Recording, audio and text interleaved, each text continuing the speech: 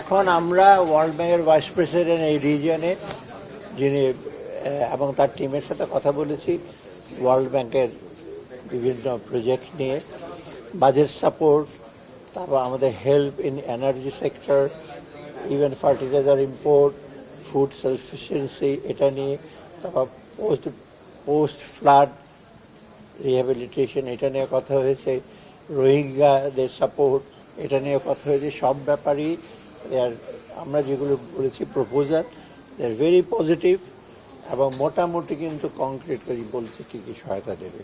এবং ওয়ার্ল্ড ব্যাংকের সাথে সাথে অন্যান্য ডোনারের ব্যাপারে বলেছে একসাথে কোঅর্ডিনেট করবে এবং ফান্ড, কারিগরি সহায়তা এবং অন্যান্য ব্যাপারে তাদের কোনো কার্পণ্য থাকবে না, এটা।